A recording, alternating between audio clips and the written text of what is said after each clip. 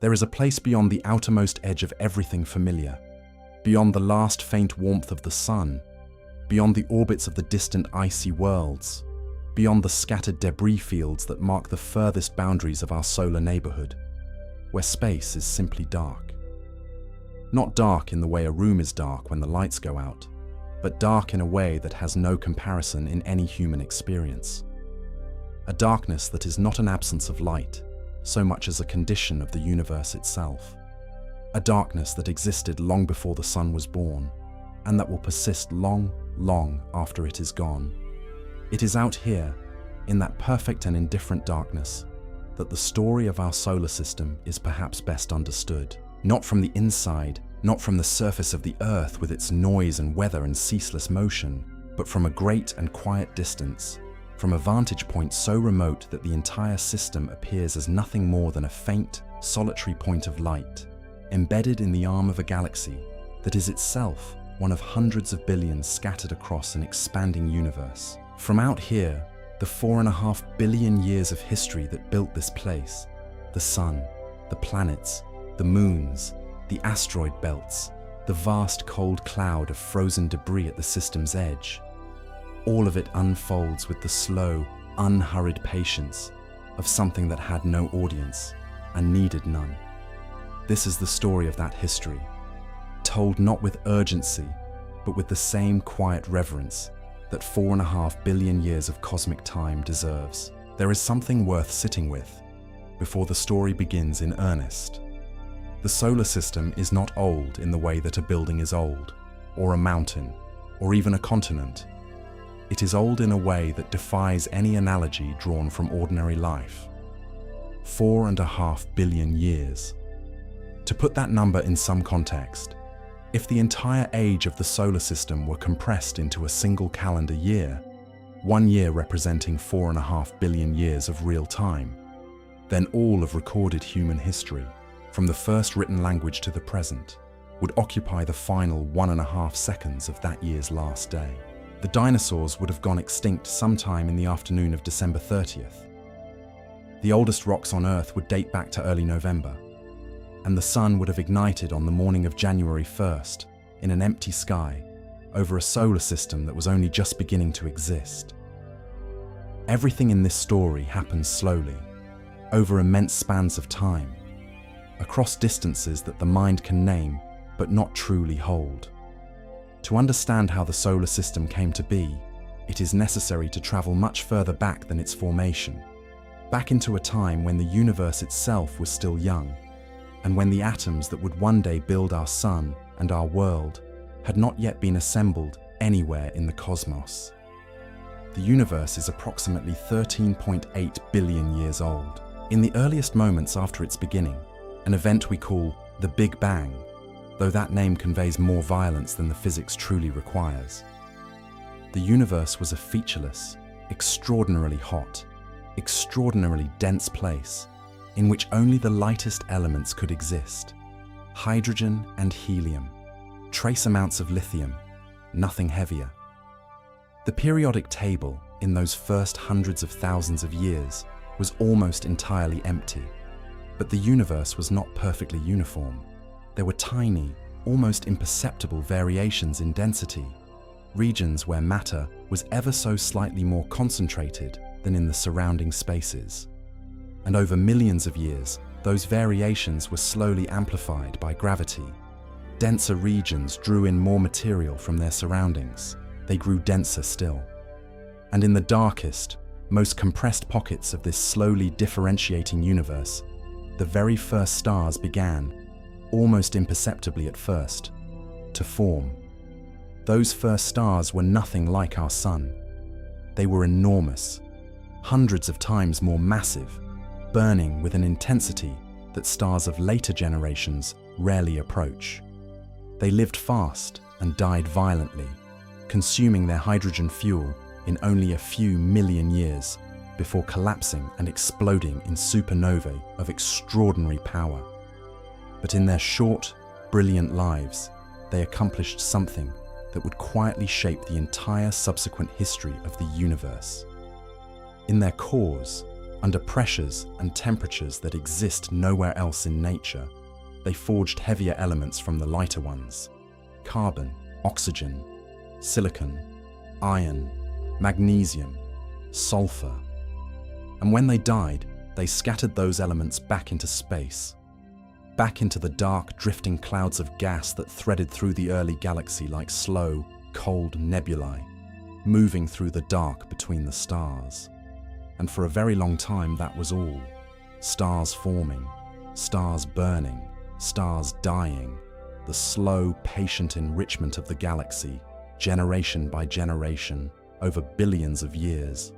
Generation after generation of stars formed from these clouds, lived and died. Each generation enriched the space between the stars a little further with heavy elements.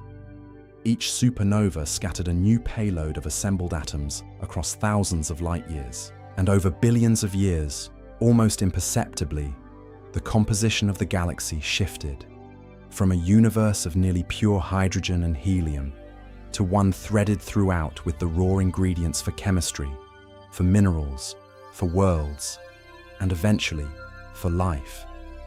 By the time our solar system formed, roughly 4.6 billion years ago, the Milky Way had already been building and destroying stars for more than 9 billion years. The space between the stars in our region of the galaxy, the slowly rotating outer spiral arm where our sun would eventually ignite, was already rich with the residue of all those previous stellar generations. Carbon and oxygen and silicon and iron drifting in microscopic grains through cold molecular clouds that stretched across dozens of light years of space. It was from one such cloud that everything in our solar system was eventually made. The cloud was vast. By any standard we might apply to the physical world around us, it was incomprehensibly large, spanning many light years from edge to edge, composed primarily of hydrogen and helium gas, with traces of dust scattered throughout it. Tiny grains of silicate and carbon and ice, each one smaller than a grain of sand, drifting through the cold interior of the cloud in near-perfect isolation. The temperature inside such clouds is extraordinarily low, just a few degrees above absolute zero, the point at which all molecular motion ceases. This is cold not in the way of a winter morning, but in the way of the deep cosmos, a stillness so complete that atoms barely move at all, suspended in the dark between the stars for millions of years at a time. Only silence. Only cold.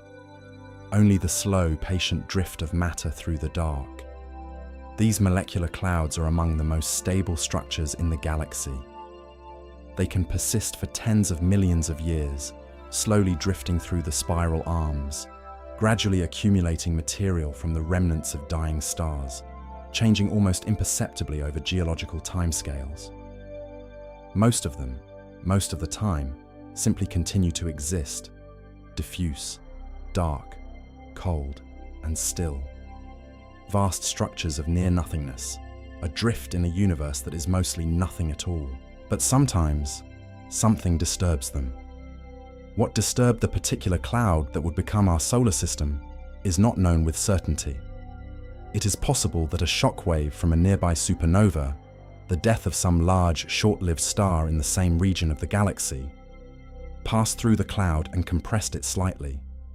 Even a small compression, if it nudges a region of the cloud past a certain critical threshold of density, is enough to trigger collapse. Gravity does the rest. Preserved within the mineral structure of certain ancient meteorites, scientists have found traces of short-lived radioactive isotopes, particular forms of aluminum and iron, that could only have been produced in a nearby stellar explosion shortly before the solar system came into being. This is among the most compelling evidence that a stellar death in our cosmic neighborhood may have planted the seed of our solar system's birth. That the death of one star in a quiet corner of the galaxy triggered the formation of another. Whatever the cause, approximately 4.6 billion years ago, a region of that cold, dark cloud began to fall inward upon itself. The collapse did not happen quickly. Nothing in this story happens quickly. Over hundreds of thousands of years, gravity pulled gas and dust slowly, steadily, toward the denser regions of the cloud. Those regions grew denser. Their gravity grew stronger. More gas fell inward. The cloud began to fragment into smaller collapsing regions, each destined to become a separate star. One of those fragments, a modest, slowly rotating body of gas and dust perhaps a few light years across, was the direct ancestor of everything in our solar system, what would later be known as the solar nebula. As the solar nebula collapsed, it began to spin. This rotation was not imposed upon it from outside. It was already moving, very slowly, as part of the larger cloud's quiet participation in the rotation of the galaxy. But as the nebula shrank over immense spans of time, that rotation accelerated, for the same reason that a figure skater spins faster when drawing their arms inward. The smaller the nebula became, the faster it turned. And as it turned, it flattened. Material falling inward from above and below the equatorial plane was deflected by the motion and settled instead into orbit. Over hundreds of thousands of years, the roughly spherical collapsing cloud gradually, almost imperceptibly, transformed into a flat, slowly rotating disk of gas and dust, surrounding a dense and growing central mass. This disk, what would later be known as the protoplanetary disk, extended outward from the forming center to a distance of perhaps 100 times the eventual Earth-Sun distance or more. Relative to its width, it was extraordinarily thin, like a sheet of paper stretched across an entire room. And yet it contained all the raw materials that would one day become every object in the solar system. All the planets, all the moons, all the asteroids and comets and distant frozen bodies at the system's edge. All of it was here, in this vast, slow, turning disk of gas and dust, drifting through the darkness of the early galaxy. And in the quiet of that disk, something was already beginning. At the center of the disk, the collapsing mass of gas that would become the sun was growing hotter and denser with each passing millennium. As gas fell inward, its gravitational energy was converted into heat. The central mass began to glow, not yet with nuclear fire, not yet with the light that would one day warm entire worlds, but with the softer, reddish glow of compression. What would later be called a protostar. Our sun spent hundreds of thousands of years in this state, a slowly brightening, slowly contracting ball of gas, wrapped in the dusty inner regions of its own disk, invisible to any observer watching from another star system, hidden within its own collapsing cloud, like something not yet ready to be seen. The protostar was not entirely quiet. It produced powerful jets of material from its poles, launched outward at high velocity, punching through the surrounding cloud and slowly dispersing it over millions of years. Material from the disk fell inward, feeding the growing central mass. Some was redirected by magnetic forces and launched outward again. In this way, the forming sun was both consuming and clearing the cloud from which it was born, a patient and ongoing process, drawing the material of the cloud inward while simultaneously beginning to blow the remainder away.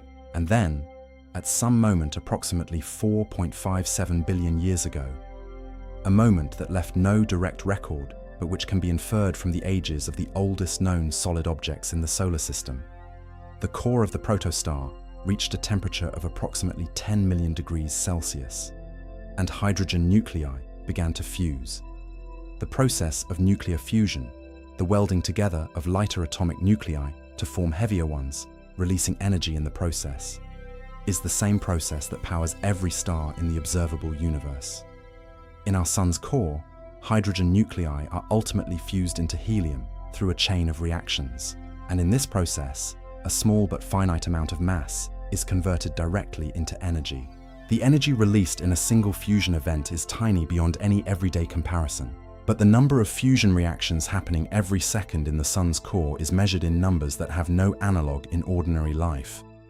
The energy released is vast, and it pushes outward against the weight of the overlying gas, producing a pressure that balances almost exactly the inward pull of gravity. The sun had reached a state of equilibrium. It was no longer simply contracting under its own weight. It was burning, steadily and quietly, powered by the slow consumption of hydrogen at its core. It had entered the long, stable phase of stellar life that it still occupies today, and that it will continue to occupy for another 5 billion years. 10 billion years of steady burning in total. The kind of longevity that only a quiet, ordinary star can achieve. The sun that ignited 4.5 billion years ago was perhaps 20 to 30% less luminous than it is today. Cooler, dimmer, slightly smaller. But its character was already established. A quiet, unremarkable star by the standards of the galaxy. In the Milky Way alone, there are hundreds of billions of stars. Most of them are very similar to our sun. It is not exceptional. It is, in the most precise sense, average. And it is perhaps this very averageness, this calm, unhurried, middle of the distribution stability, that made it so suited for what would eventually develop in the disk, slowly turning around it. All around the young sun, that disk spread outward for billions of kilometers, a vast, slowly rotating sheet of gas and microscopic dust. The temperature in the disk varied enormously with distance from the center. Close to the sun, temperatures were high enough that even silicate minerals existed as vapor, unable to condense into solid form. Further out, temperatures dropped, and different materials condensed into solid grains at different distances from the warmth at the center. The first solid materials to condense from the solar disk were tiny mineral grains composed of substances with very high melting points: calcium, aluminum, oxygen, in combinations that required temperatures approaching 2000 degrees to keep them in vapor form. These tiny objects, most smaller than a centimeter across, are the oldest known solid materials in the solar system, formed approximately 4.56 billion years ago. They carry within their crystal structure a chemical record of conditions in the very earliest moments of the solar disk, a record that scientists have spent decades carefully learning to read. They are the first solid things that ever existed anywhere in our neighborhood of the galaxy, and they are still here, preserved inside certain ancient meteorites waiting patiently to be found. After these first minerals condensed, the disk continued to cool, and other materials condensed at various distances from the sun. Silicates, iron and nickel metals, various sulfides and oxides. Each type of material condensed at a characteristic temperature, and since temperature varied with distance from the center, different regions of the disk were enriched with different materials. The inner disk, the region where the rocky inner planets would eventually form, was enriched with materials that could withstand high temperatures: rocks, metals, dense silicate minerals. The outer disk, beyond a boundary where the temperature dropped low enough for water to exist, not as vapor but as solid ice, was a different environment entirely. And ice was abundant out there. Water, along with carbon dioxide, ammonia, and methane, frozen into solid grains, was present throughout the outer disk in quantities that dwarfed the rocky material of the inner regions. This difference between the inner and outer disk would prove to be one of the most important architectural features of the entire solar system, shaping the sizes and characters of the worlds that would eventually form, and determining, for billions of years to come, which parts of the solar system would be warm and rocky, and which would be cold and icy and vast. Across the whole of the disk, the microscopic dust particles were constantly, gently colliding with one another. At the relative velocities typical of dust grains drifting through a young disk, small fractions of a meter per second, these collisions did not shatter or scatter the particles. They caused them to stick together. The forces involved were simple ones: electrostatic attraction, surface adhesion, the same kinds of forces that cause dust to cling quietly to surfaces in a still room. Two particles collide and become one slightly larger particle. That slightly larger particle collides with another and becomes larger still. A grain grows into a cluster grows into an aggregate grows over thousands of years of these patient, unhurried accumulations into a mething the size of a pebble, and then a rock, and then a boulder, This process, the slow growth of small bodies through accumulation, unfolded across millions of years, across the entire width of the disk, in trillions of separate accumulation events happening simultaneously, almost all of them invisible, almost all of them imperceptibly slow. There was no dramatic moment at which a planet suddenly appeared. There was only the endless, quiet work of particles coming together, one at a time, over immense spans of time. By a few million years after the Sun's formation, the disk was populated with vast numbers of what would later be called planetesimals. Solid bodies ranging from tens to hundreds of kilometers in size, each one orbiting the Sun in the same flat plane as the disk, each one following its own slightly elliptical path through the darkness. There were trillions of them, distributed throughout the disk, their combined mass far greater than the combined mass of all the planets that would eventually form. Much of this early solid material would later be lost, scattered, ejected, consumed in collisions, before the solar system reached anything like its mature form. These planetesimals continued to collide, and at the sizes now involved, bodies tens of kilometers across, moving at hundreds of meters per second. These collisions were no longer gentle accumulations. They were catastrophic events, enormous by any measure, though each one unfolded and cooled and settled over thousands of years before the next. Some collisions shattered both bodies into swarms of debris, but some collisions, between bodies of very different sizes, resulted in net growth. A sufficiently large body could accumulate mass faster than it lost it to destructive impacts. And once a body grew massive enough, its own gravity began to draw in nearby material with increasing efficiency. The largest planetesimals grew rapidly, sweeping up material from a widening zone around their orbit, growing to hundreds of kilometers across, then thousands. Several bodies in the inner solar system grew to sizes comparable to Mars or larger, massive enough that their own heat caused them to differentiate internally, with heavier iron and nickel sinking slowly toward the center, and lighter silicate rock rising to form outer layers, what would later be called planetary embryos, the direct precursors of the inner planets.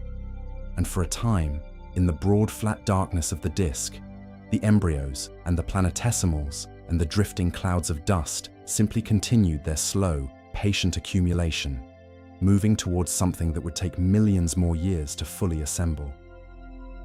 While the rocky embryos were accumulating in the inner solar system, something much faster and more consequential was unfolding in the cold outer reaches of the disk.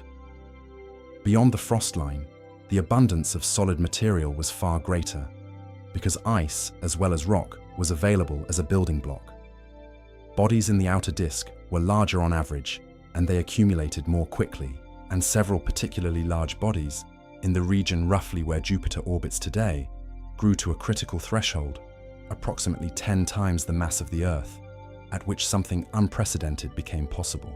A body of that mass has sufficient gravity to capture gas from the surrounding disk directly, not simply sweeping up solid particles, but gravitationally pulling in the vast hydrogen and helium gas that made up most of the disk's total mass.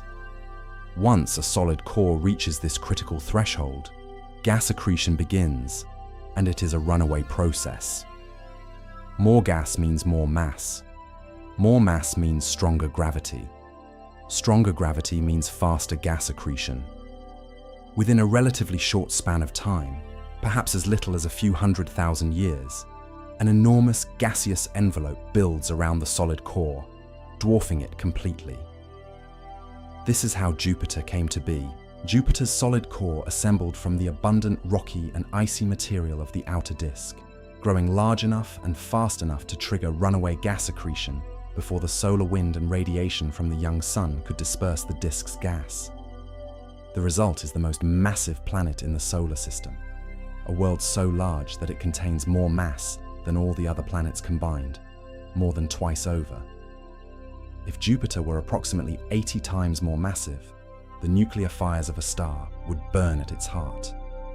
Jupiter's formation had immediate and profound consequences for everything else in the solar system. Embedded in the disk, Its enormous gravity created waves of density in the surrounding gas and began interacting with the other bodies around it, scattering some, trapping others in stable gravitational relationships, and fundamentally disrupting the region of the disk between what would become Mars and what would become Jupiter.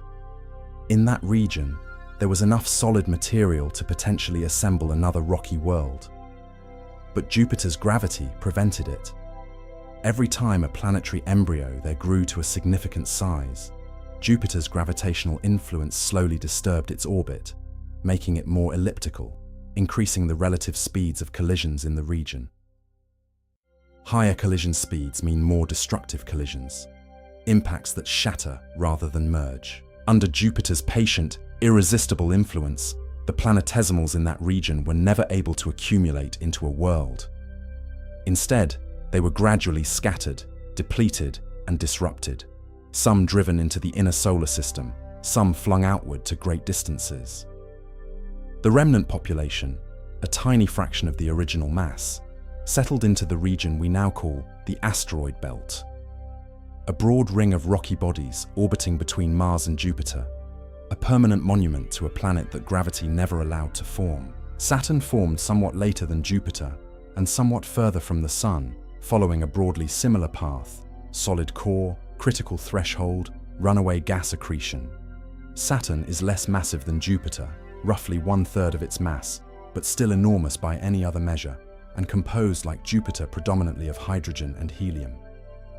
Its formation reinforced the gravitational architecture of the outer solar system and established between it and Jupiter a gravitational relationship that would influence the entire solar system for billions of years to come. Beyond Saturn, in the cold and distant outer reaches of the forming disk, 2 more giant planets were slowly assembling, though these would be different in character from the gas giants closer in. What would later be called the ice giants, Uranus and Neptune, are smaller than Jupiter and Saturn, each roughly 15 times the mass of the Earth. And while they do have thick outer layers of gas, their interiors are thought to be dominated not by metallic hydrogen, as in the deep interiors of Jupiter and Saturn, but by a dense, hot mixture of water, ammonia, and methane held in a state that is neither quite liquid nor quite solid, a compressed, pressurized strangeness that has no equivalent anywhere on the surface of any rocky world. Methane in their upper atmospheres absorbs red light and de-reflects blue, which is why both Uranus and Neptune appear from a great distance in shades of quiet blue-green. Uranus has a peculiarity that sets it apart from every other planet in the solar system. It is tilted almost entirely onto its side. Its rotational axis is inclined at approximately 98 degrees relative to its orbital plane, so that it rolls around the Sun rather than spinning upright. The seasons on Uranus are extreme as a consequence. Each pole spends approximately 42 years in continuous sunlight and 42 years in unbroken darkness. The most widely accepted explanation is a giant impact early in the solar system's history, a collision between the young Uranus and a body perhaps as large as the Earth, striking at an angle, transferring enough momentum to knock the planet permanently onto its side. No rock or crater preserves a direct record of that ancient collision. Only the tilt itself remains, a permanent echo of something that happened 4 billion years ago in the cold outer disk, carrying the imprint of that moment forward through all the subsequent ages. Many planetary scientists believe that both Uranus and Neptune formed somewhat closer to the Sun than they orbit today, and migrated slowly outward to their present positions through gravitational interactions with the surrounding disk and with the smaller bodies that still populated the outer solar system in vast numbers. This migration was not a simple drift. It was gradual, complex, and deeply consequential, its effects rippling outward and inward throughout the entire solar system over millions of years. As Neptune moved outward over immense spans of time, it swept through the outer disk like a hand passing slowly through still water, disturbing the orbits of the small icy bodies that populated those cold distances. Some were flung inward toward the Sun. Some were scattered outward to very distant orbits. Some were captured into stable gravitational relationships with Neptune that persist to this day. And the cumulative effect of this slow gravitational reshuffling rippled throughout the entire solar system, eventually setting in motion a period of bombardment whose scars can still be read, billions of years later, in the ancient battered surfaces of the Moon, of Mercury, and of Mars. For the first several 100 million years of the solar system's history, the planets had not yet settled into the orderly arrangement they occupy today. The giant planets were still embedded in the remnants of the protoplanetary disk, surrounded by enormous populations of smaller bodies. Their gravitational interactions with all of this surrounding material were slowly, continuously reshaping the orbits of everything. At some point, somewhere between approximately 400 and 700 million years after the solar system formed, though the precise timing remains a subject of ongoing scientific study, the orbits of the giant planets underwent a period of instability. Jupiter and Saturn may have passed through a gravitational resonance, a configuration in which their orbital pi periods stood in a simple ratio, and this resonance acted as a kind of invisible lever, amplifying their mutual gravitational interactions and sending significant changes spreading outward through the solar system. Under this scenario, the gravitational reshuffling of the giant planets sent enormous numbers of smaller bodies careening across the solar system. Objects that had been orbiting peacefully in the outer disk for hundreds of millions of years were suddenly and irreversibly sent onto entirely new trajectories. Some outward to join the distant frozen reservoir at the solar system's edge, some inward, crossing the orbits of the rocky inner worlds. The result was a prolonged period of intense bombardment of the inner solar system. The ancient battered surfaces of the Moon, of Mercury, of Mars, preserve the record of this era in their overlapping craters and vast impact basins, structures carved out by objects hundreds of kilometers across. Their enormous excavations re-solidified and cratered again by subsequent impacts, forming the ancient highlands that cover so much of those worlds. The same bombardment affected the early Earth, though Earth's geological activity has long since erased most of the direct evidence. Some scientists believe this period delivered significant quantities of water and other volatile compounds to the inner solar system, comets and water-rich asteroids from the outer disk, thrown inward by gravitational chaos, carrying with them the ices that would eventually melt and gather into the oceans of the early Earth. Whoa! The bombardment was the last great upheaval in the solar system's large-scale architecture. After it subsided, over millions of years, the planets settled into the broadly stable configuration they occupy today. The disk gas was long gone, swept away by the solar wind and the energetic radiation of the young sun.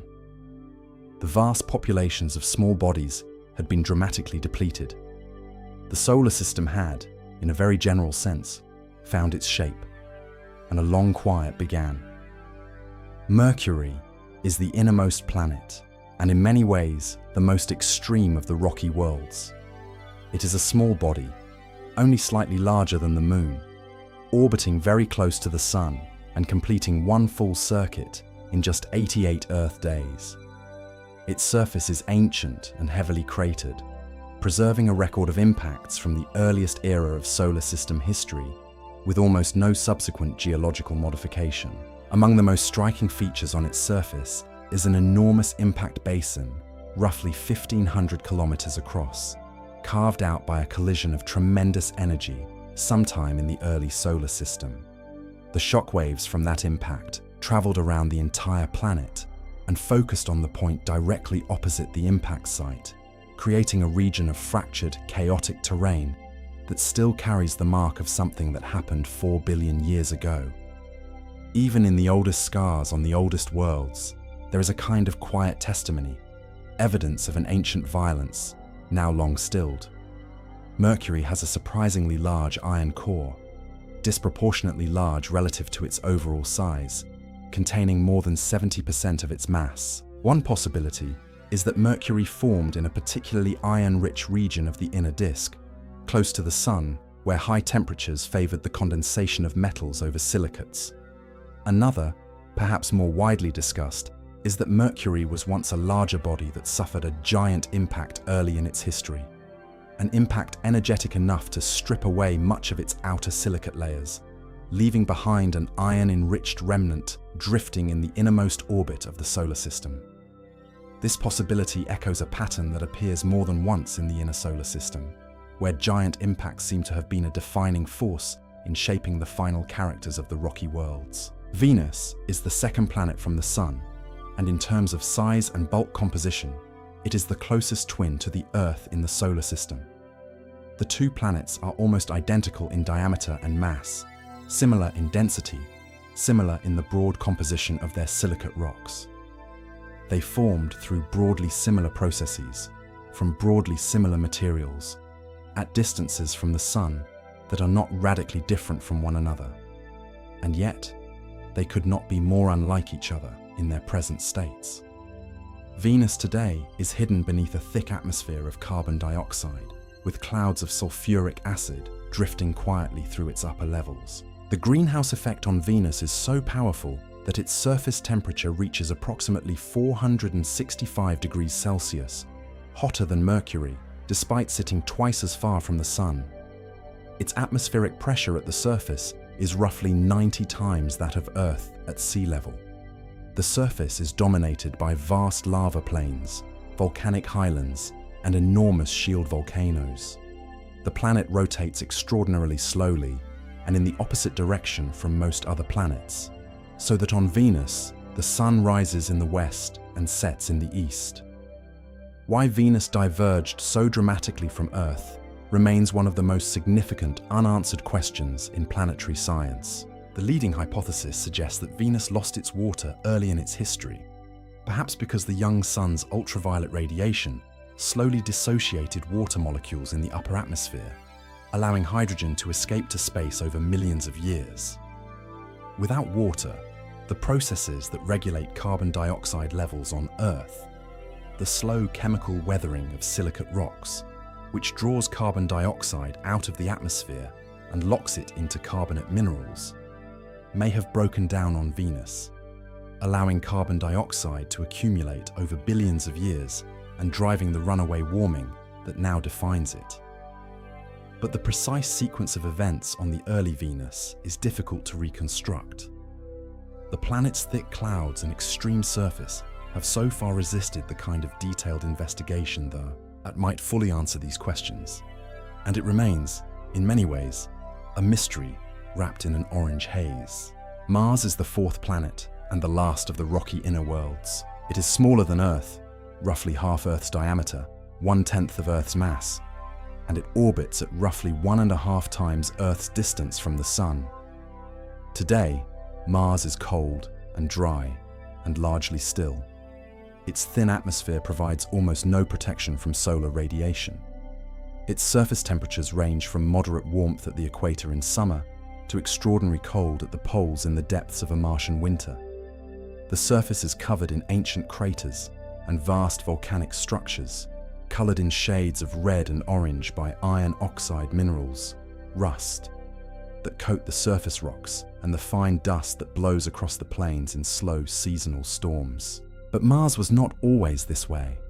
The geological and mineralogical record preserved in its rocks, and in the data returned by the growing number of spacecraft that have explored its surface over recent decades, tells a different story of the distant Martian past. Billions of years ago, Mars had a thicker atmosphere. It had liquid water on its surface, perhaps in great abundance, perhaps even gathering in shallow seas in the northern lowlands. It had active volcanoes pumping gases into the air and helping to maintain warmer conditions across the surface. It had river valleys carved by flowing water over long periods of time, some of them enormous, comparable in scale to the greatest river systems on Earth. It had minerals that can only have formed in the presence of liquid water. Clays, sulfates, carbonates, laid down in layers that preserve a faint chemical record of an earlier, wetter world. What happened to Mars is a story of gradual, irreversible loss. Unlike Earth, Mars does not have a global magnetic field, or more precisely, it no longer has one, though traces of ancient magnetism preserved in some of the oldest rocks suggest that it once did. Without a global magnetic field to deflect them, the charged particles streaming outward from the sun in the solar wind were free to interact directly with the upper Martian atmosphere. Over hundreds of millions of years, this interaction slowly eroded the atmosphere, stripping away lighter gases, thinning the air over geological time. As the atmosphere thinned, temperatures fell. Water could no longer remain liquid at the surface. It retreated underground, froze into the polar ice caps, or was lost to space, molecule by molecule, over millions of years. The transformation was not sudden. It unfolded across an enormous span of time. But its endpoint was the cold, thin, quiet world that drifts in its orbit today, still and red against the darkness. Mars has two small moons, Phobos and Deimos, irregularly shaped, heavily cratered, very dark.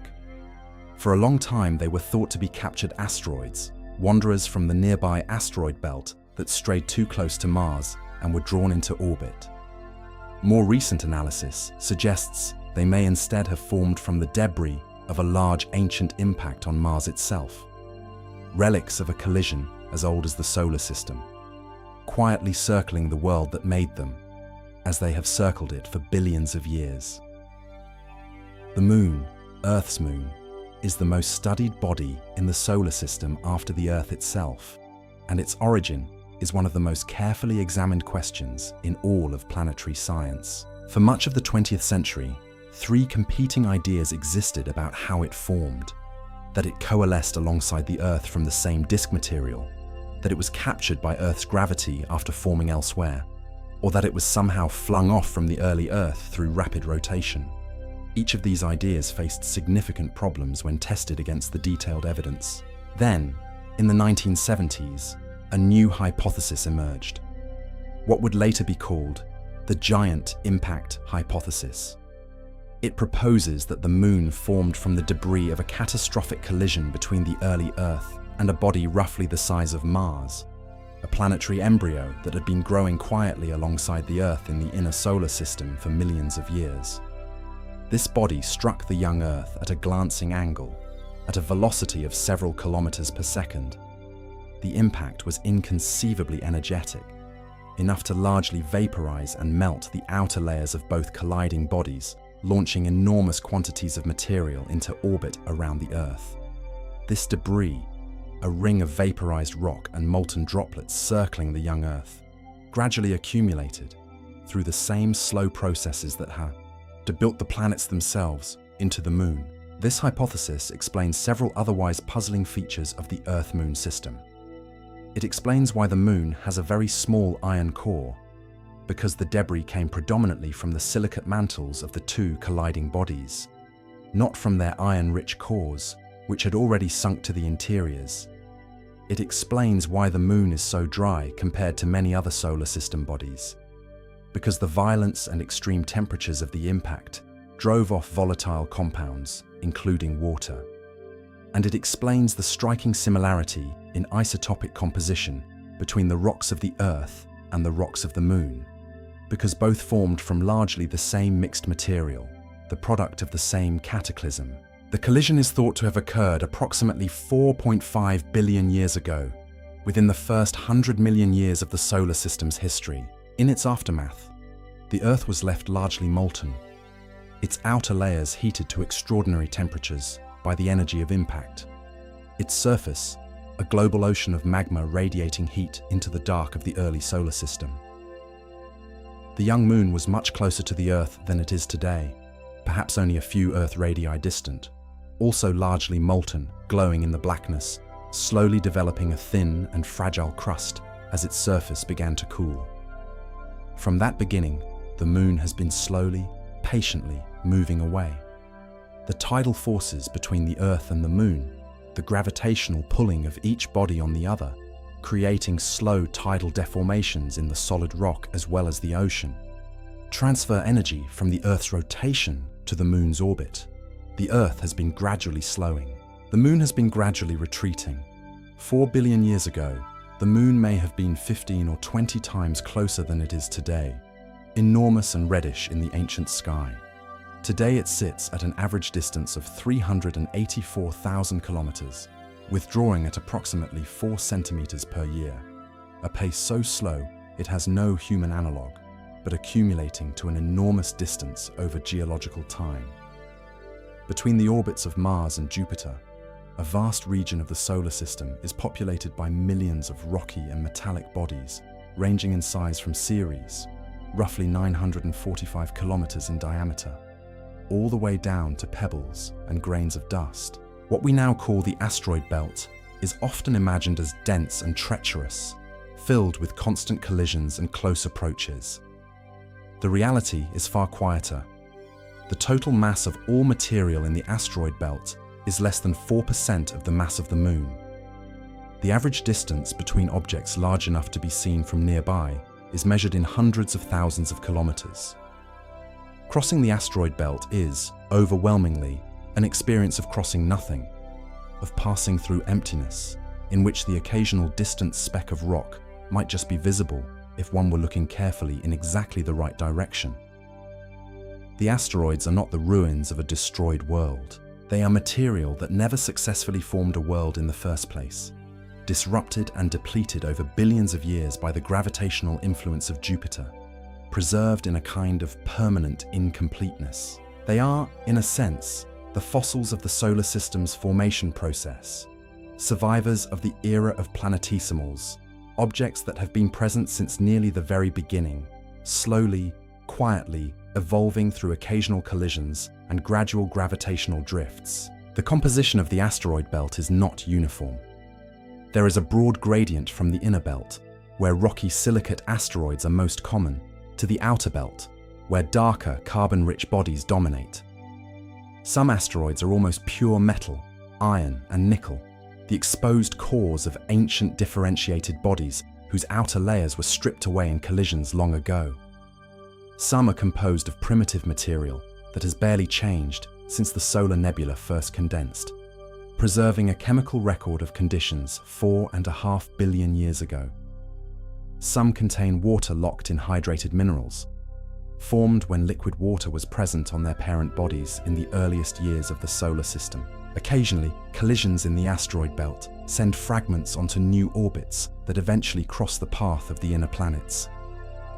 Some of these fragments fall through the Earth's atmosphere and reach the surface as meteorites, ancient rocks, some of them among the most scientifically valuable materials ever studied. Some have remained almost unchanged since the earliest days of the solar system, carrying within their mineral structure a record of conditions in the solar nebula that cannot be read anywhere else. They drifted in the asteroid belt for 4.5 billion years, and then, by chance, found their way to a world capable of studying them. Ceres, the largest body in the asteroid belt, is large enough for gravity to have pulled it into a roughly spherical shape.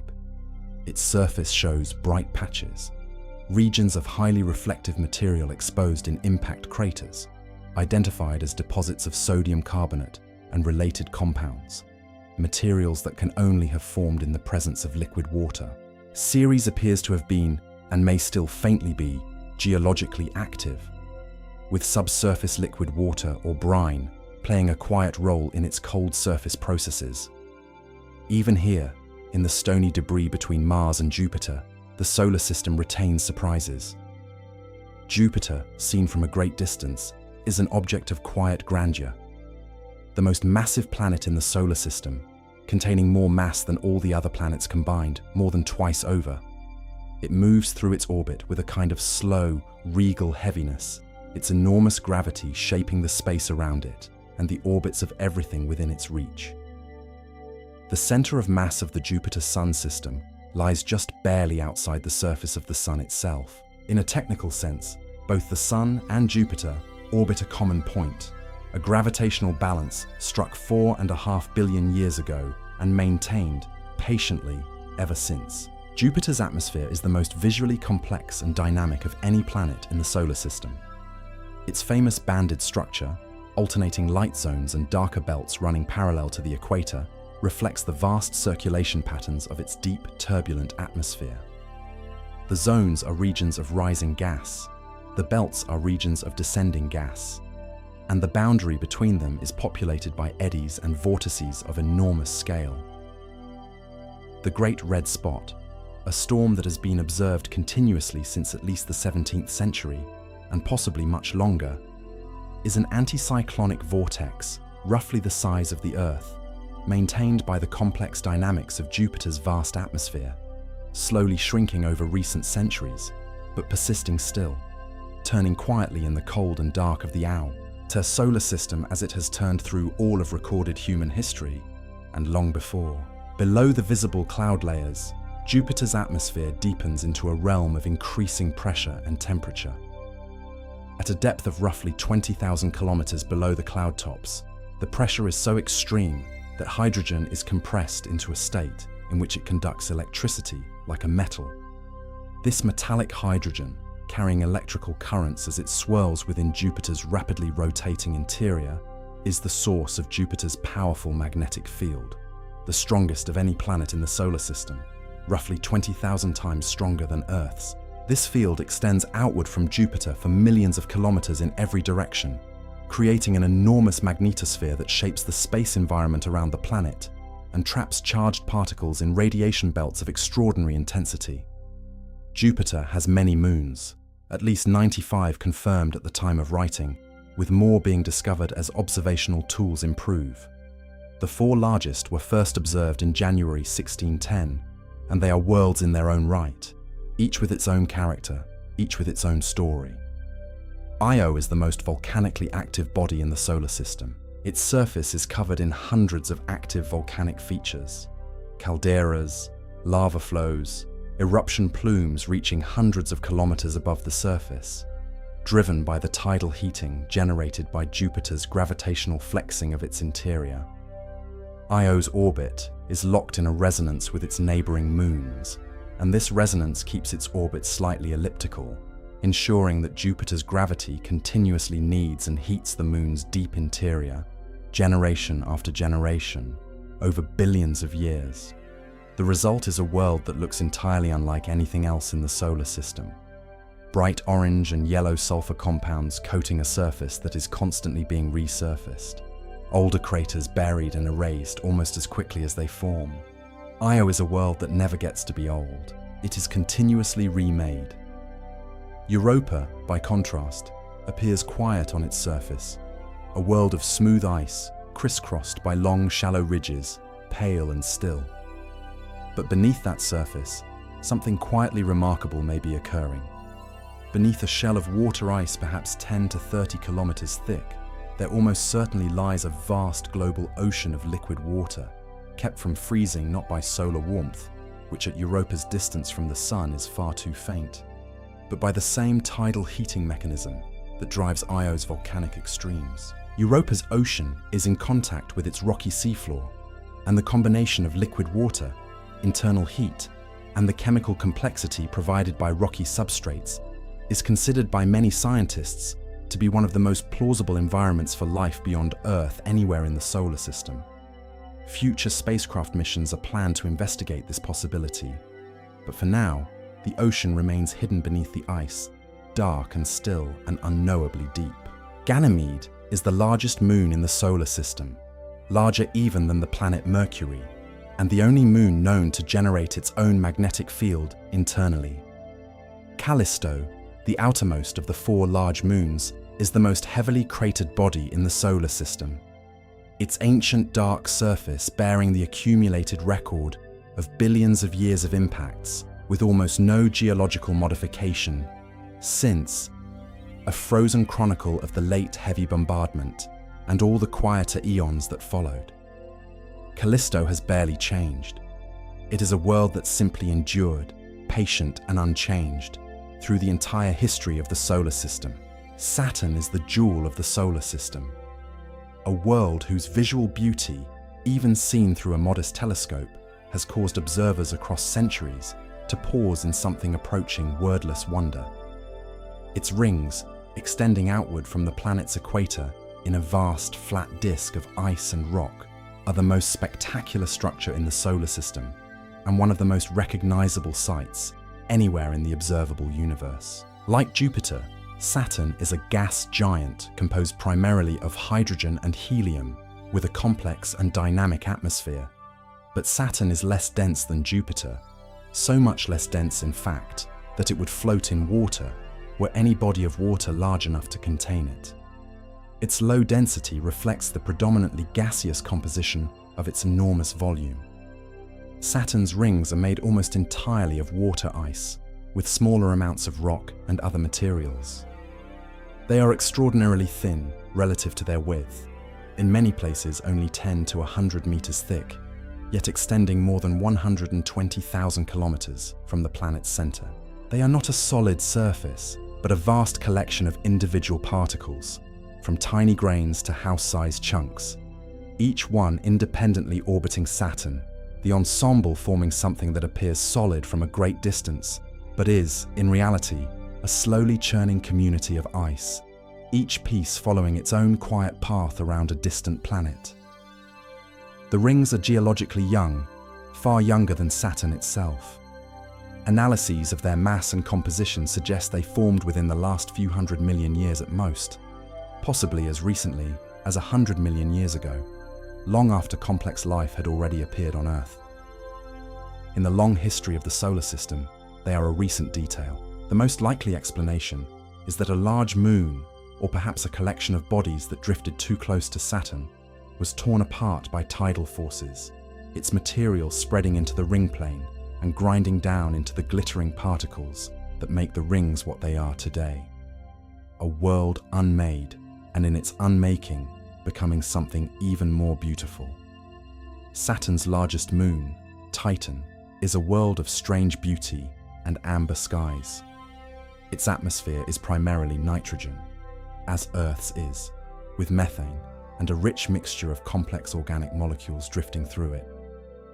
Methane on Titan participates in a weather cycle, loosely analogous to the water cycle on Earth.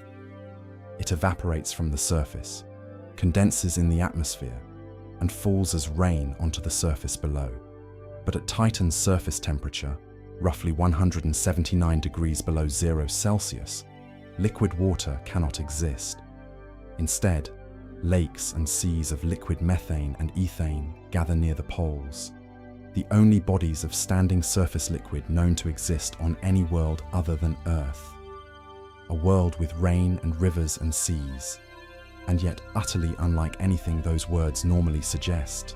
And then there is Enceladus, a small, bright, ice-covered moon of Saturn that has, in recent decades, become one of the most scientifically arresting bodies in the solar system.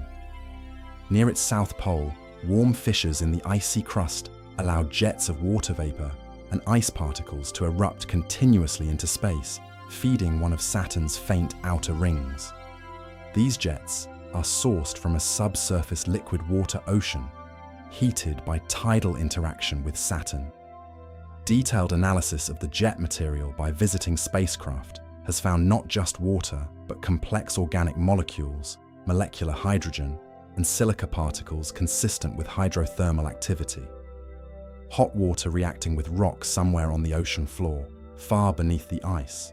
The conditions that appear to exist in Enceladus's hidden ocean bear a striking resemblance to those found at hydrothermal vent systems on Earth's seafloor, where some of the most ancient and diverse ecosystems on our planet thrive in complete independence from sunlight. Whether something similar persists in the dark ocean beneath Enceladus's ice is a question that no one yet knows how to answer. Beyond Saturn, the solar system opens into a region of cold and shadow that is difficult to convey in familiar terms. The Sun, which appears in Earth's sky as a brilliant disk too bright to look at directly, becomes something altogether different at the distance of Uranus and Neptune. At Uranus's distance from the Sun, sunlight is approximately 360 times fainter than at Earth.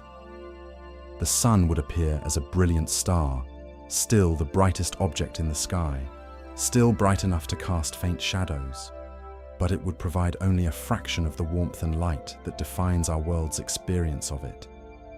Out here, sunlight arrives as little more than a faint and distant reminder of something very far away.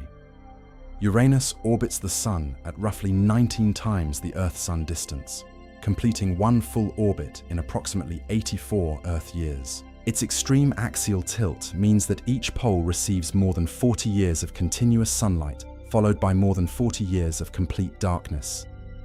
Despite this extreme cycle, Uranus emits surprisingly little internal heat compared to the other giant planets, far less than Jupiter, Saturn, or Neptune.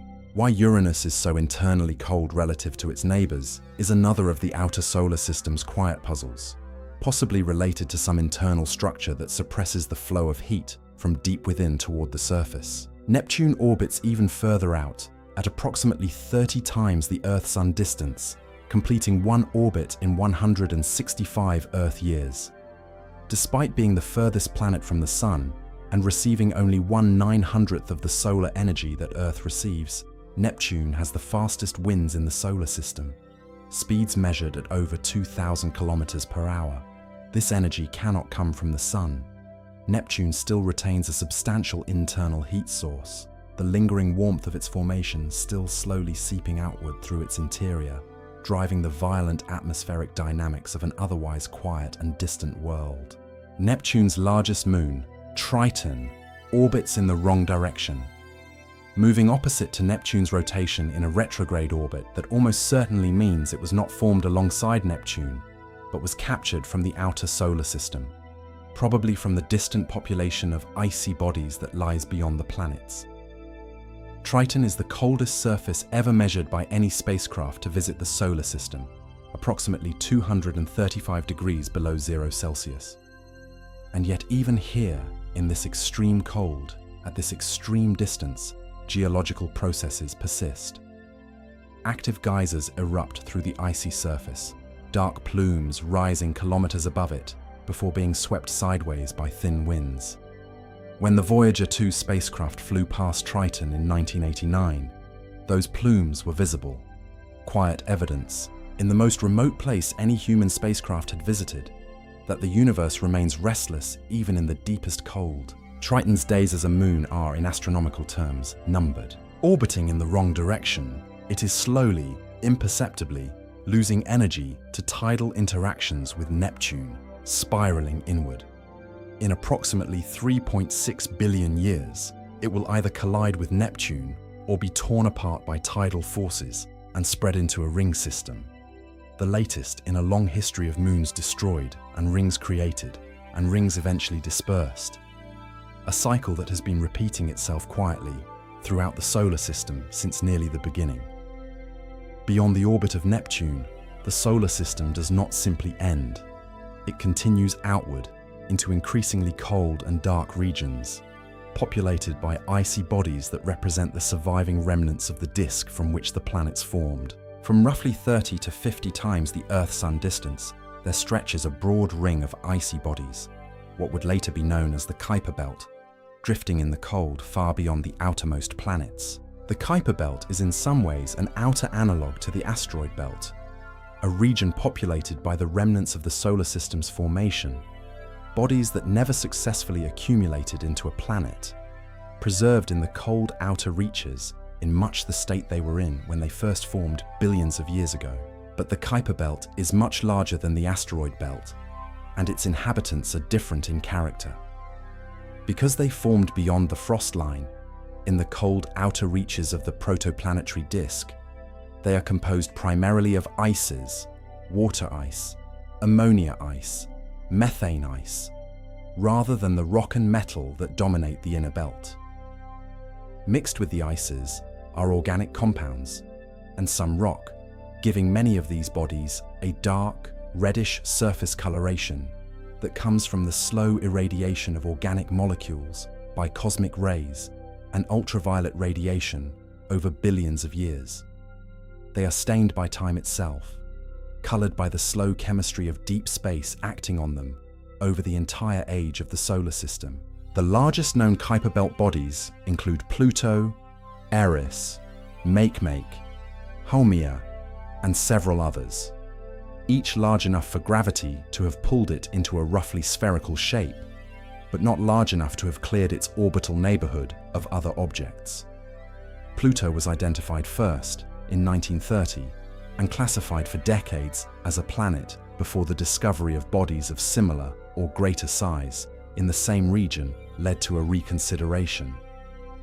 Pluto was recognized as what it truly is, not a failed planet, but a beautiful and complex example of the largest class of objects in the outer solar system.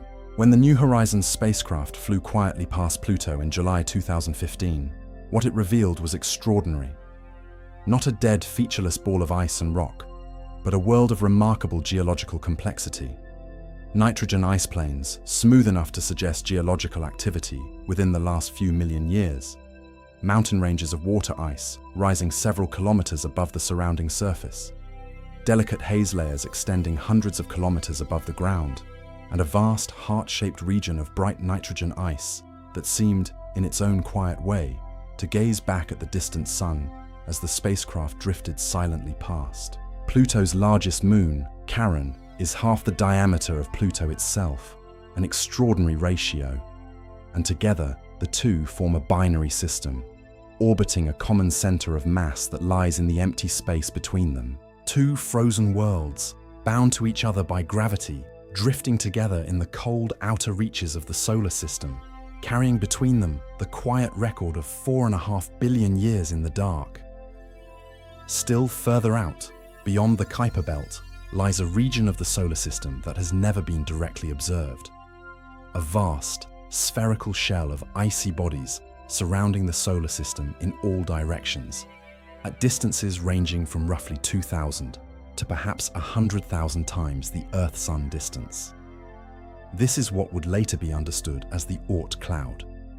At its outer edge, the Oort cloud lies approximately 1.5 light-years from the Sun, nearly halfway to the nearest known star system.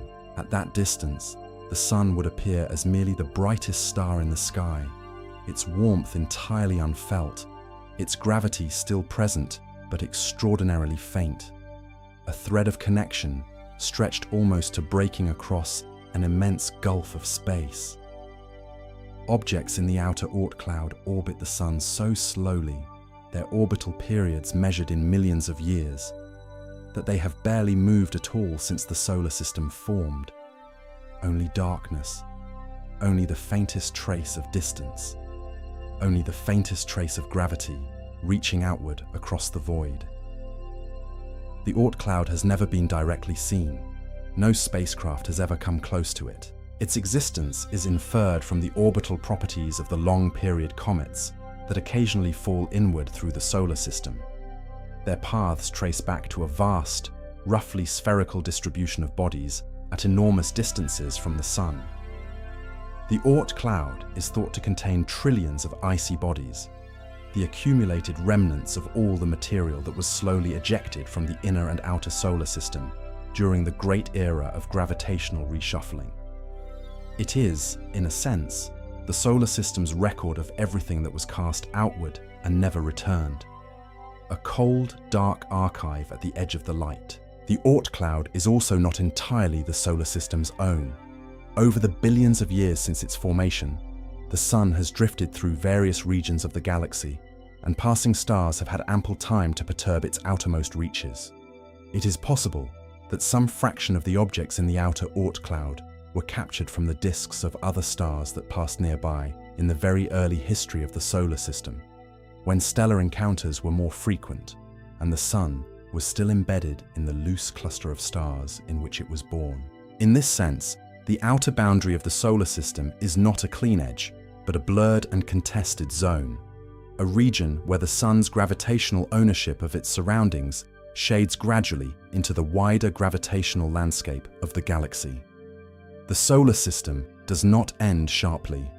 It fades, almost imperceptibly, into the space between the stars. The gravity of passing stars, neighboring suns that drift slowly through the galaxy and occasionally pass within a few light years of the Sun over millions and billions of years, can gently perturb the orbits of Oort cloud objects, occasionally deflecting them inward toward the Sun on journeys that take hundreds of thousands or millions of years.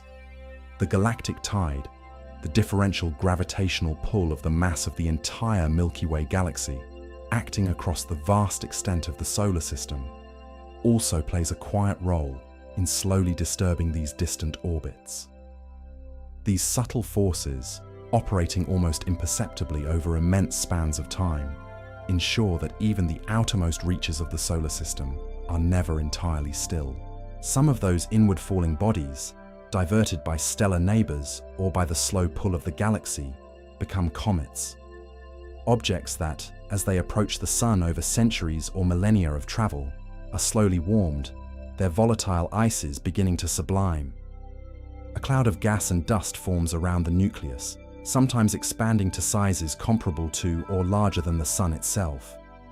Under the influence of the solar wind and the pressure of sunlight, two tails form: a straight blue ion tail pointing directly away from the sun, and a curving white dust tail tracing the path the comet has recently traveled. Comets have been crossing the sky of the Earth throughout its entire history. They are travelers from the outermost darkness of the solar system, briefly made visible by the warmth of a star. They have come from unimaginable distances to visit, carrying within their ice and dust the materials of a solar system 4.5 billion years old, still arriving here today. Short-period comets, those with orbital periods of less than 200 years, which return to the inner solar system on a regular schedule, are thought to originate primarily from the Kuiper belt, deflected inward by gravitational interactions with Neptune or with other Kuiper belt bodies. Long-period comets, which may take thousands or millions of years to complete one orbit, come from the much more distant Oort cloud, their orbits disturbed by stellar flybys or by the galactic tide. Each close approach to the sun erodes a comet a little further, subliming away some of its ice, releasing some of its dust. And over many passes, comets are gradually depleted. Some break apart under the sun's tidal forces. Some fall into the sun. Some are deflected by planetary gravity onto orbits that take them out of the solar system entirely. They are, in a sense, slowly using themselves up, consuming the very substance that makes them visible, until eventually they become nothing but a trail of dark dust and gravel scattered along an ancient orbital path. In returning our attention to the Earth, we are returning to the one body in the solar system that we know, from long and intimate experience, to have developed a surface complex enough to sustain life. But the story of the early Earth is not, at its heart, a story about life. It is a story about a world slowly cooling, slowly finding its equilibrium, slowly building the conditions for something that the solar nebula, 4.5 billion years earlier, gave no indication would ever happen. In the first 100 million years or so after the moon-forming impact, the Earth was a dramatically different place from the world that exists today. The impact had left the outer layers of the Earth largely or entirely molten, a global ocean of magma covering the entire surface, roiling with slow convection, radiating heat into the darkness of the early solar system. The atmosphere was a thick envelope of gases released by the molten interior: water vapor, carbon dioxide, nitrogen, and traces of many other volcanic compounds. There was no oxygen in this early air, no breathable atmosphere of any kind we would recognize. Only the raw exhalation of a molten world, slowly cooling, slowly changing. Over millions of years, the magma ocean solidified, from the deepest parts upward and from the surface downward. The first crust formed, thin and unstable, repeatedly disrupted by the enormous heat flowing from below, by the continued bombardment from the still populated inner solar system, and by the convective churning of the partially solidified mantle beneath. No rocks survive from this earliest era. The oldest known rocks on Earth are approximately 4 billion years old, extraordinarily ancient by any human measure, yet representing a time already 500 million years after the planet's formation. The record before that has been erased by the very geological activity that eventually made the Earth habitable. But there is a small window into the very earliest Earth. Tiny mineral grains of zircon, recovered from ancient sedimentary rocks in Western Australia, have been dated to approximately 4.4 billion years ago, making them the oldest known solid materials formed on the Earth's own surface. Zircon crystals are extraordinarily durable, surviving geological processes that would destroy almost anything else. And the chemical ratios preserved within these ancient grains suggest that liquid water was already present on the Earth's surface at that early time. Within approximately 150 million years of the planet's formation, the surface had cooled enough for oceans to begin slowly gathering. Liquid water is an extraordinary substance in the context of planetary history, a powerful solvent, a medium for chemistry, a carrier of minerals and energy gradients. The early oceans, forming from the gradual condensation of water vapor as the surface and atmosphere cooled, would have been the setting in which the first chemical steps toward biology slowly, patiently unfolded. Though the details of exactly when and where and how life first emerged remain among the deepest unsolved problems in science. For the first several billion years of Earth's history, the story of the planet is largely geological. The formation of the first stable continents from lighter silicate material that floated slowly atop the denser mantle, lighter rock rising, heavier rock sinking, the whole interior slowly sorting itself by density over millions of years. The gradual beginning of plate tectonics, the slow motion of enormous rigid sections of crust across the planet's surface, driven by the convection of the molten rock beneath, volcanoes building new crust, erosion wearing old crust down, rain falling on new formed rock and dissolving minerals into the ocean. The whole surface of the planet in a state of constant, imperceptibly slow change, rearranging itself continuously over geological time. Over billions of years, this geological activity repeatedly assembled and broken apart supercontinents. Vast landmasses formed when the drifting plates slowly collide and merge. Mountain ranges rising at the collision zones, eventually broken apart again when the mantle's restless heat tears them open along new fault lines. Each cycle takes hundreds of millions of years. The most recent supercontinent, Pangaea, assembled approximately 300 million years ago and began to break apart around 200 million years ago, its fragments drifting slowly into the arrangement of continents that exists today. Long before Pangaea, other supercontinents assembled and dissolved: Rodinia, Nuna, and others still older and less clearly preserved. Each one a temporary gathering of the Earth's surface material, each one eventually undone by the same forces that built it. The Earth has also been shaped repeatedly by mass extinction events, moments in the geological record where the diversity of life dropped sharply, driven by volcanic eruptions, impact events, or changes in climate and ocean chemistry. The most well-preserved of these is the extinction at the end of the Cretaceous period, 66 million years ago, caused by the impact of an asteroid roughly 10 to 15 kilometers across on what is now the Yucatan Peninsula of Mexico. The impact released energy that reshaped the immediate landscape beyond recognition, triggered wildfires, sent sulfur and debris into the stratosphere, and caused a prolonged dimming of sunlight that collapsed food chains globally and drove the extinction of approximately 3/4 of all species on Earth, including the non-avian dinosaurs. It is an event that is both catastrophic and, in the long view of planetary history, entirely routine. Large impacts have punctuated Earth's history at irregular intervals since the beginning, and the geological record preserves hints of several extinctions that may rival or exceed it in severity. The planet absorbs these events and continues. Life, each time, finds ways to recover and diversify into the spaces that the extinctions leave behind.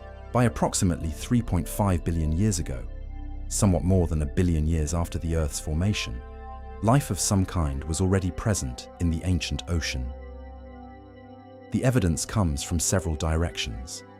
From the isotopic composition of carbon preserved in extremely old rocks, bearing the signature of biological chemistry, from ancient layered rock structures formed by communities of microorganisms, from microscopic shapes preserved in ancient sediments. The earliest life was microbial, single-celled organisms without a nucleus, processing chemical energy in the dark ocean, reproducing slowly, evolving through the long ages of the Precambrian. We do not know with certainty when life began. We do not know exactly where. We do not know whether it originated in the warm shallows of the early ocean, or in the protected chemistry of deep-sea hydrothermal vents, or somewhere else entirely. What we know is that by 3.5 billion years ago, it was already here, already established, already diversifying. Life, once it began, did not pause. It has continued without interruption, as far as we know, for the entire subsequent history of the planet. For approximately 2 billion years, roughly the first half of life's entire history on Earth, this is all that life was. Microbial communities, largely invisible, diversifying quietly into a vast range of metabolic strategies, slowly changing the chemistry of the ocean and the atmosphere. And then, approximately 2.4 billion years ago, one group of these microbes began producing, as a byproduct of their chemistry, a gas that would transform the entire planet. Oxygen. Released slowly at first, absorbed initially by dissolved iron in the ocean, oxidized into rust that sank to the seafloor in vast deposits. But eventually, as the ocean's capacity to absorb oxygen was exhausted, it began to accumulate in the atmosphere. This was the first great transformation that life imposed on the planet. For organisms that had evolved in an oxygen-free world, it was slowly catastrophic, a gradual poisoning of the air they had always breathed. For organisms that could use oxygen as an energy source, it opened metabolic possibilities that the earlier world could never have offered.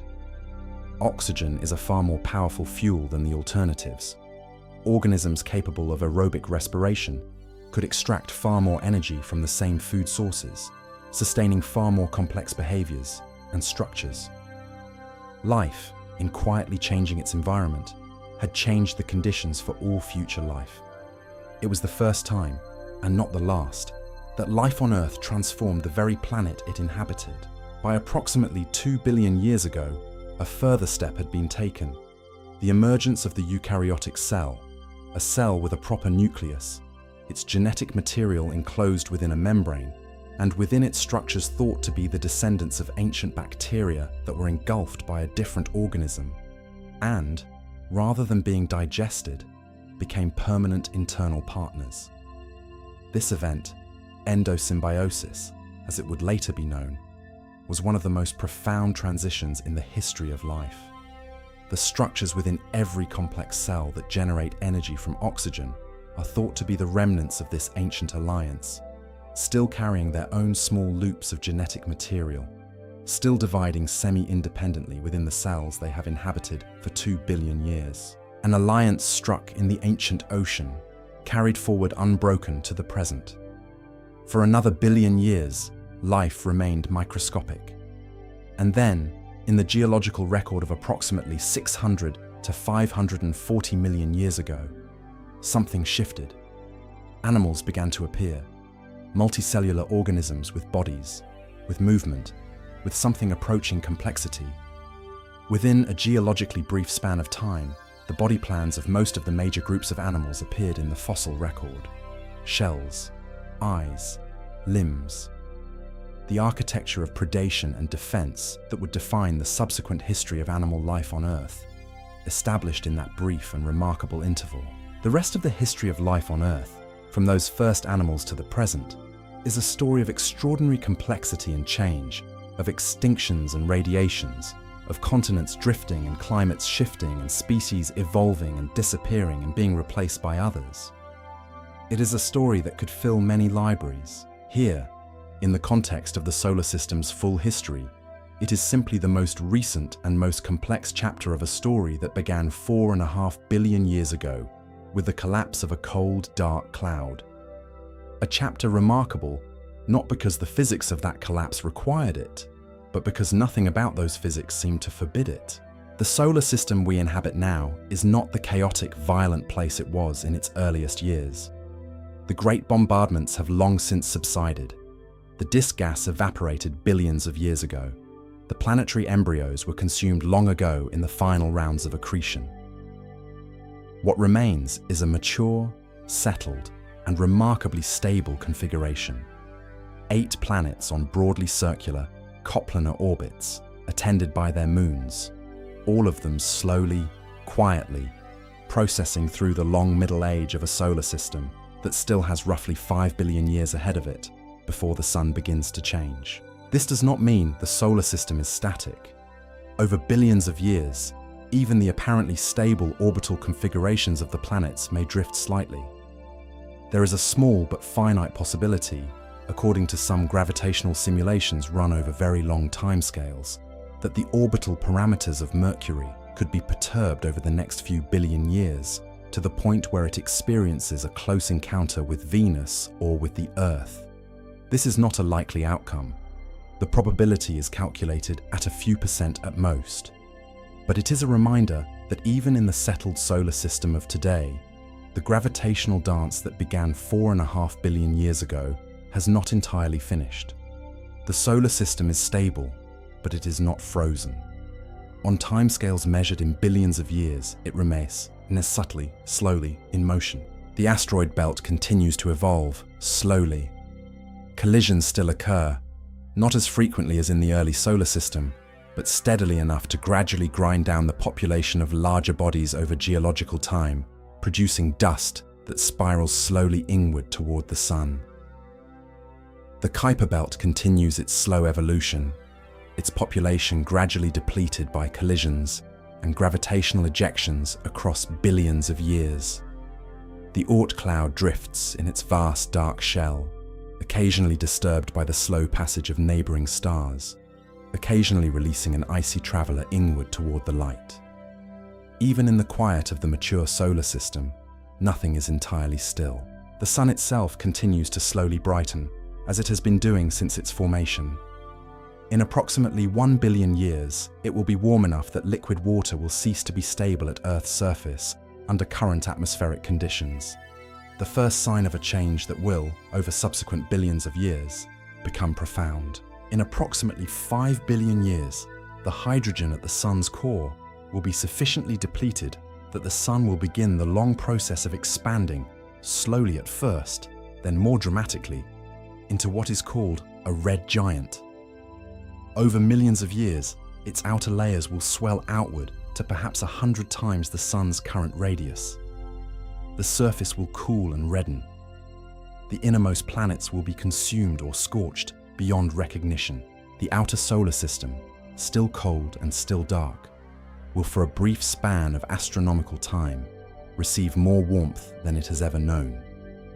And the icy moons of Jupiter and Saturn, Europa and Ganymede, and Titan and Enceladus may briefly find themselves in conditions that could allow liquid water to exist on their surfaces, even as the inner solar system is swallowed by the expanding star. After the red giant phase, the sun will shed its outer layers in a slow, luminous expansion of gas, a glowing shell drifting outward through the solar system, illuminated by the remaining hot core. And what is left at the center will cool slowly over billions of years. A dense, Earth-sized remnant of all the nuclear burning that kept the sun shining for 10 billion years. A small, quiet thing, cooling in the darkness. White dwarfs cool over immense spans of time, from white-hot to yellow, to orange, to eventually a cold, dark remnant that emits almost no light at all. The universe is not yet old enough for any white dwarf to have fully cooled. The oldest known white dwarfs are still faintly warm, still releasing the last traces of the heat stored within them over their long stellar lives. But in the vast future time that stretches ahead, the white dwarf that was once our sun will eventually become cold and lightless, drifting slowly through the galaxy, carrying within its crystallized interior the compressed memory of a star that burned for 10 billion years. The planets, if any survive the sun's expansion, will continue to orbit that cooling remnant, dark worlds in the fading light of a fading star. The last quiet chapter of the long story of a solar system that assembled itself from the dispersed ashes of stars that died before the sun was born, and that will end, as all things must end in this universe, in cold and distance and time. And yet even that ending is not a true ending. The white dwarf that was once our sun will drift through the galaxy, and in drifting, It will eventually pass near other stars, other systems, other clouds of gas and dust. The heavy elements forged inside it over its 10 billion years of nuclear burning, carbon, oxygen, silicon, iron, will, after it cools, be part of the interstellar medium once more, available in principle to be incorporated into the next generation of stars and worlds and moons. The material that was once our sun, scattered again across the galaxy, might one day find its way into another planetary system, another ocean, another chemistry, another story of complexity building slowly from simplicity over immense spans of time. In this sense, even the end of our solar system, M is not a conclusion but a continuation, an echo of the very process that began it, when the ashes of earlier stars condensed into the cloud that became us. From out here, from a vantage far beyond the outermost reaches of the Oort cloud, at the very boundary of the solar system's gravitational reach, the whole of what has been described comes together, slowly, in the mind's eye, as a single structure. A single star, attended by 8 planets, dozens of significant moons, belts of ancient rock and ice, and a vast, spherical shell of frozen debris drifting in the outermost dark. All of it gravitationally bound together, all of it tracing its origins to a single moment of collapse in a cold, dark cloud, 4.5 billion years ago. The distances involved resist ordinary comprehension. If the sun were reduced to the size of a large orange and placed at the center of a city, the Earth would be a grain of sand, roughly 15 meters away. Jupiter would be a small marble, about 75 meters from the orange. Neptune would be another marble, nearly 600 meters away. The nearest star, at this scale, would be on the other side of the world, and the outer edge of the Oort cloud would be further still, tens of thousands of kilometers from the orange representing our sun. The solar system is not compact. It is a thin, almost invisible sprinkling of matter in an ocean of emptiness, held together by the most patient of all forces, stretched across distances that even light takes years to fully cross at its outermost edges. And yet here it is, built from nothing but gas and dust and time, from the remnants of stars that burned and died before the sun was born, from the slow, cumulative work of gravity, patient, unceasing, entirely unhurried, acting over spans of time that have no parallel in any human experience. We exist at a particular moment in that history. Not the beginning, not the end, but somewhere in the long, quiet middle. On a world old enough to have built its oceans and its atmosphere and its extraordinary diversity of living things, young enough to still have 1 billion years of warmth ahead of it, and somehow complex enough to have produced minds capable of reconstructing. From the evidence preserved in ancient rocks and ancient minerals and ancient orbits, the entire vast sweep of the story from which they came. There is something that happens when one sits with the numbers involved in this story that is difficult to articulate, but is genuinely felt by those who spend time with them. The 4.57 billion years since the sun's formation are not simply a large number. They are a duration so vast that the entire history of life on Earth occupies only the last fraction of them. The entire evolutionary span of complex animal life, from the first hard-shelled creatures of the Cambrian to every species alive today, represents only the last 12% of the solar system's age. The extinction of the dinosaurs, 66 million years ago, occupies only the last 1.4%. The earliest anatomically modern humans appeared perhaps 300,000 years ago, representing the last 0.007% of the time the solar system has existed. Written history, the earliest cuneiform tablets, the first hieroglyphs, goes back perhaps 5,000 years. This is 1/1,000,000% of the solar system's age. In the context of the history that has been told here tonight, all of human civilization, every city ever built, every war ever fought, every work of art ever made, every scientific discovery ever recorded, every generation of every family that has ever lived, is so recent as to be practically simultaneous with the present moment. A flash of light at the end of a very long road. This is not a reason for melancholy. It is, or can be, a reason for a different kind of perspective. The processes that built this solar system were not aware of their own significance.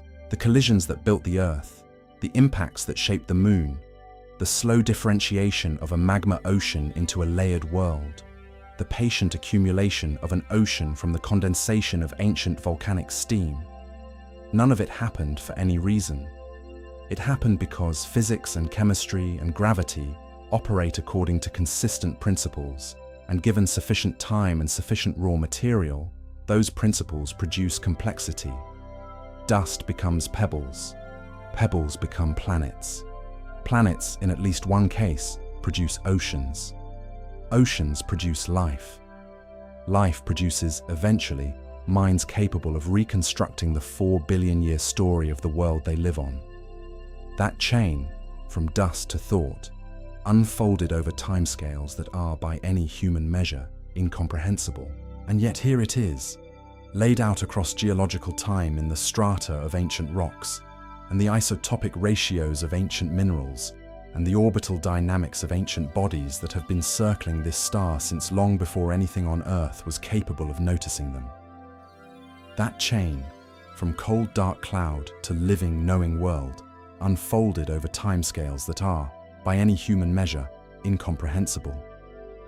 And yet the evidence of it is everywhere, in the layered rocks beneath the ground, in the isotopic ratios of ancient mineral grains, no larger than a speck of dust, in the orbital mechanics of the outer planets, in the craters of the Moon, and the dry river valleys of Mars, and the active volcanoes of Io, and the hidden ocean of Europa, and the icy geysers of Enceladus, in the rings of Saturn, and the tilted pole of Uranus, and the retrograde orbit of Triton, and the heart-shaped nitrogen plains of Pluto. The solar system carries its own history within it, at every scale. It is written in the most durable materials the universe possesses, across scales both vast and minute, waiting to be read by anyone willing to look carefully enough and allow the time required to understand what they are seeing.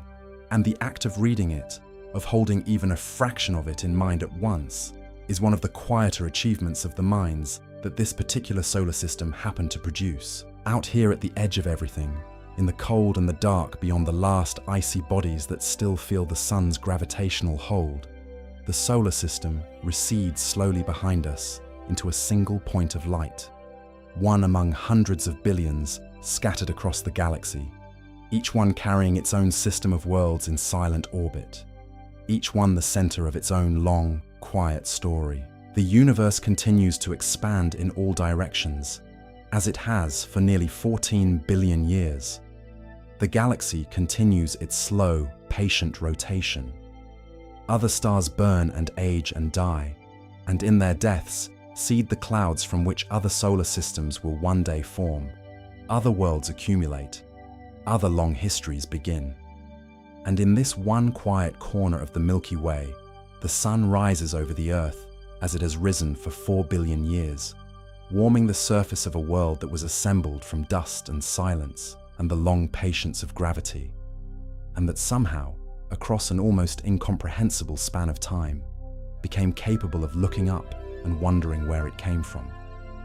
The darkness between the stars is vast, the silence is very deep, and in that silence, the story of the solar system continues its slow unfolding, almost imperceptibly, in all directions exactly as it always has, across timescales that dwarf everything we have ever known, or imagined, or felt, as it always will.